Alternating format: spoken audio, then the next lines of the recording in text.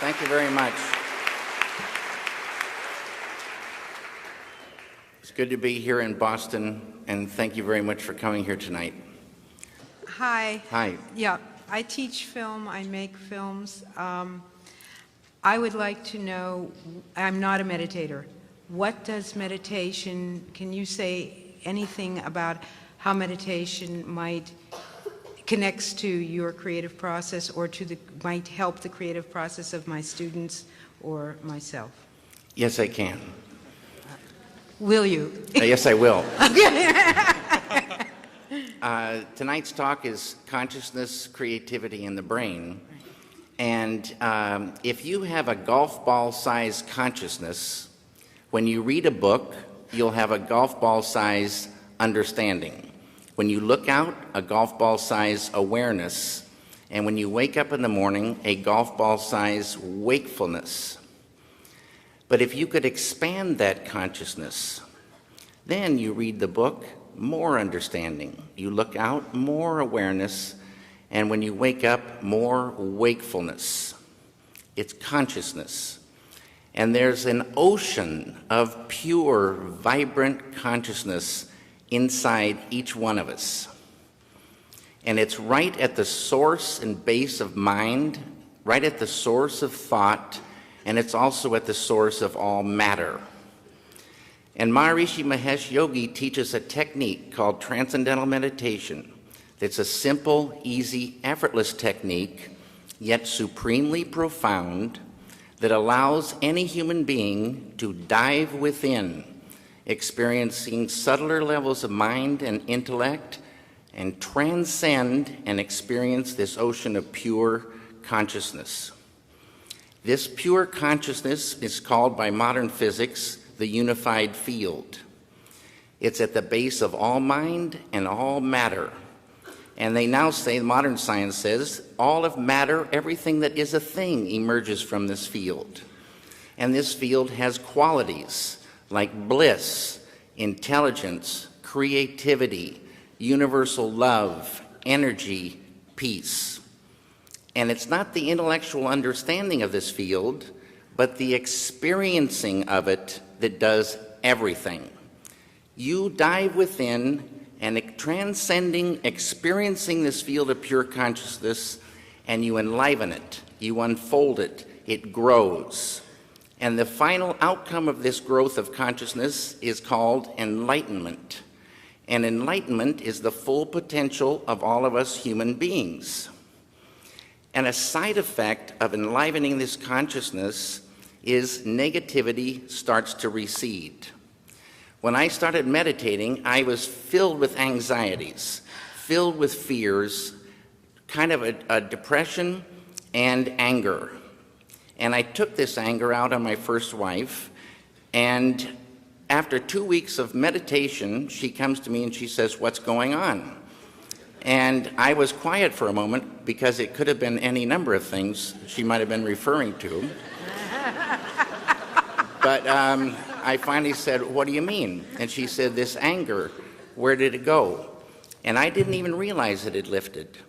Now, these negative things like anger and depression and sorrow, they're beautiful things in a story, but they're like a poison to the filmmaker. They're a poison to the painter. They're a poison to creativity. They're like a vice grip. If you are super depressed, you can't hardly get out of bed, let alone think ideas, have that creativity flowing.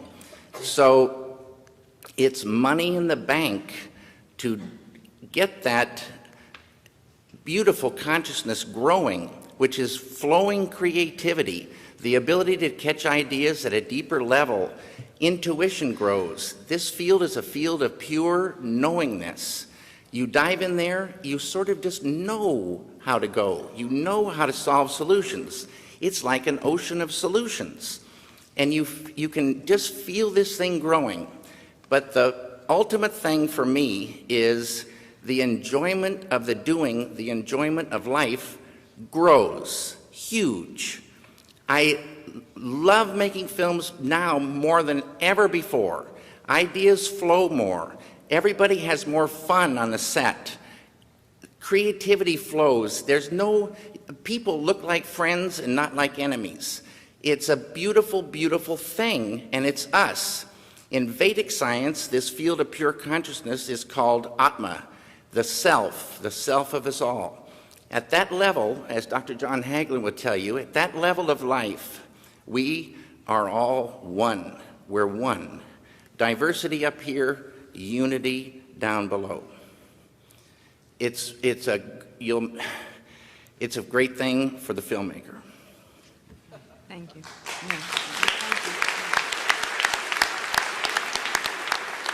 I would like to have a glass of water, if that's possible. Okay.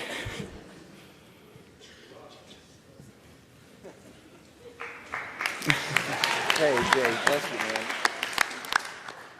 This is Jay, my friend and assistant.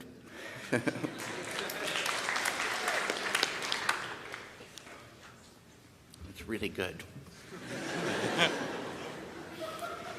It's not quite as good as pure consciousness, but it's really good.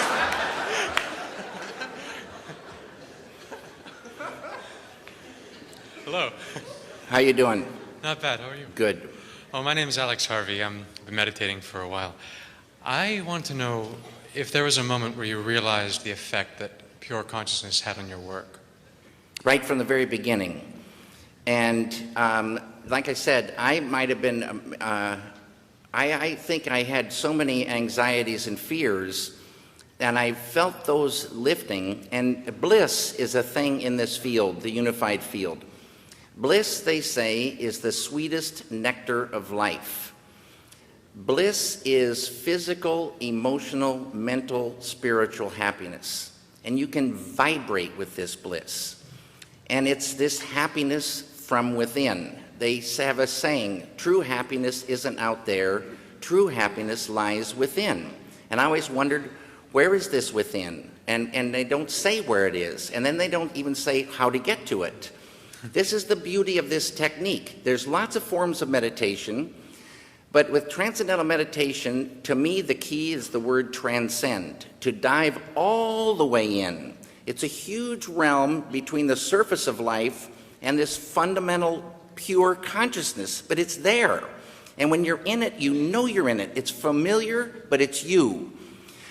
And right away, a happiness, but it's not like a goofball happiness. It's a thick beauty. It's a thick beauty to appreciate life and living. And why suffer? Suffering starts to go. And people say, well, you got to have anger. You got to have an edge, to create. You got to know about anger. You got to have energy. You got to have clarity to create. You got to be able to catch ideas. You got to be able to be strong enough to fight unbelievable pressure and stress and the whole thing in this world. That will lift, because this whole thing is tied to world peace, but it's going to be a better world, but it's still a very tough world. And this just gives you more and more and more ability to say, it just looks beautiful. It's way, way, way, way better. And this happened right away. Thank you. You bet.